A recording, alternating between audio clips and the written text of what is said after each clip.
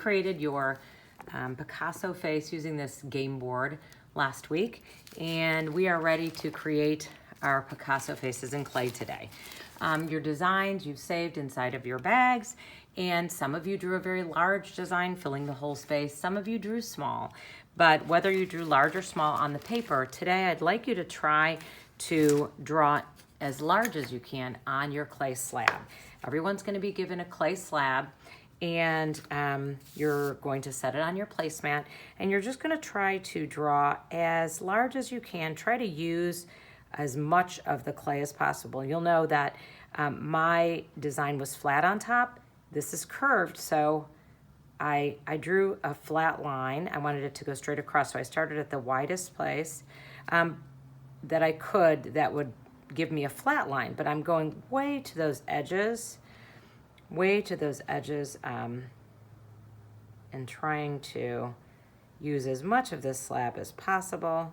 If you want yours slightly smaller, go ahead and make it smaller, but I do want to share with you that you have this amount of clay to use, and so, you know, why not use more of it and make your piece a little bit larger so that it's a little bit easier to work on with the clay. You're going to notice that as I was drawing, if I wanted to make changes, all I needed to do was just rub the changes out. I'm not pushing very hard with my pencil. I'm drawing very light, and I'm not really making much of a groove. I'm just making a little line. Once your design is complete and you're happy with it, then you're going to take one of these clay knives, and remember, the top part is the flat edge, goes straight across. The diagonal edge is the one that you're cutting with, and it is a tool. It can't hurt you if you use it correctly. We just take it and we drag it through the clay. It's not sharp enough to cut really your finger, but it is plenty sharp to cut that clay. So as I'm drawing it across the clay, I'm just kind of dragging it around and just cutting pieces off as I go. And you can turn the edge, but save those pieces to the side because you're going to be cutting your features out of those pieces, your eyes, your nose, your mouth.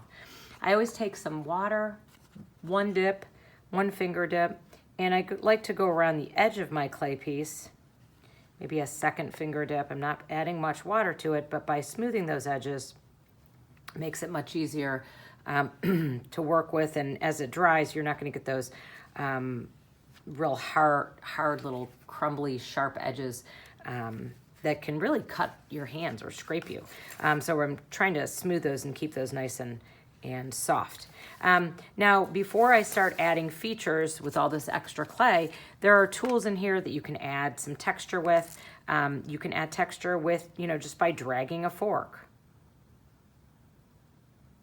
You can add texture by pressing some of these objects into your clay.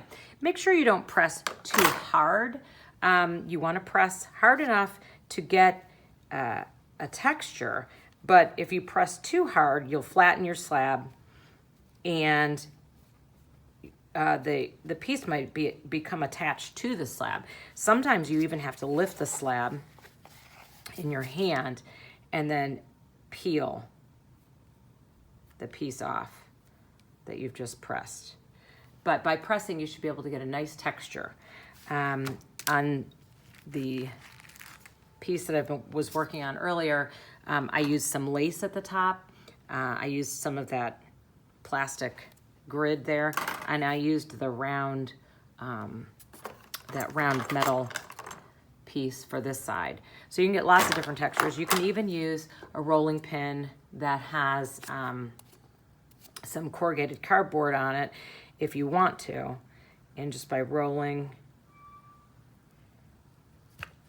you'll get a nice texture. I pushed fairly hard, and so it kind of elongated this side of the mask, but that's okay. It's kind of interesting that way. So the next thing you're going to be doing is cutting your pieces out of this extra clay. Make sure that you're thinking about those pieces, you're drawing them nice and large.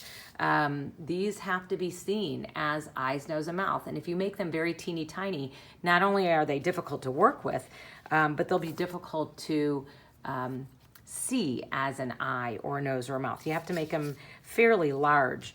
And I'll share again the pieces that I've already done, making them fairly large so that you can see them as eyes and nose.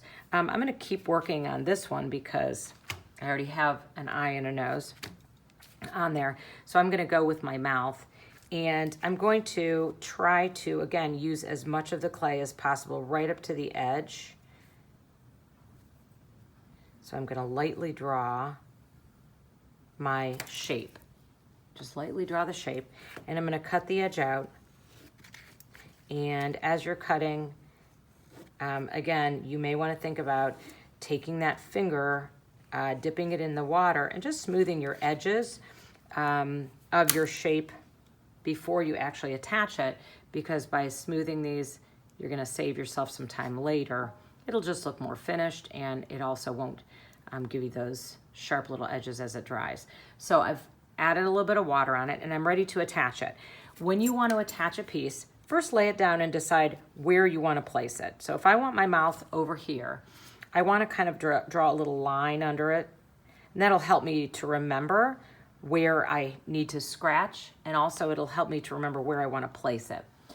So the line is just real soft, and I just drew it just to kind of make sure I know where it goes. You're going to scratch up the back with either a pencil, or you can scratch it with your fork, but you want to rough up the back of it. You also want to rough up where it's going to go, rough up that clay. If it's a smaller piece, obviously, you want to use a pencil.